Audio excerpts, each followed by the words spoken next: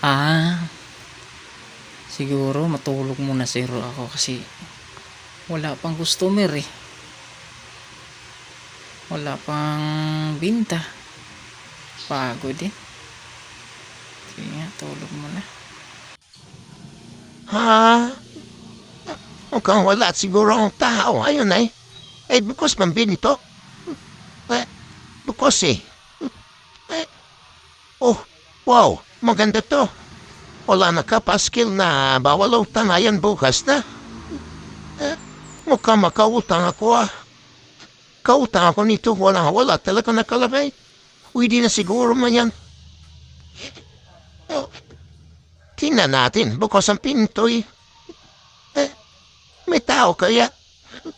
Eh, tao po. Tao po. Ah, may tao. Missing ata. Umagalaw eh. Oh, umagalaw siya. Kung makautang talaga ako ngayon. Ito. Ah, ano na naman? Ba't nandito ka na naman?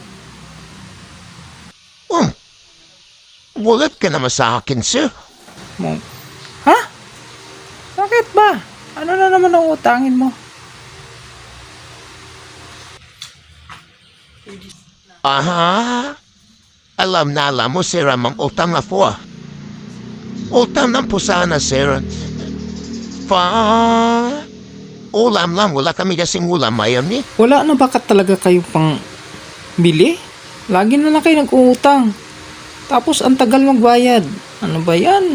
Grabe. Wala pa po kasi kaming pambayad, sir eh. Kaya nga umutang na lang po ulit sa iyo kasi wala pa po kaming pambihi.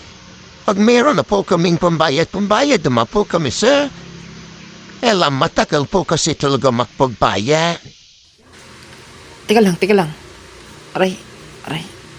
Para sumakit ang tiyan ko eh. Wait ka lang ha. Saglit lang. Wait lang. Parang sumakit ang tiyan ko eh. Antay ka lang muna dyan ha. Wait lang.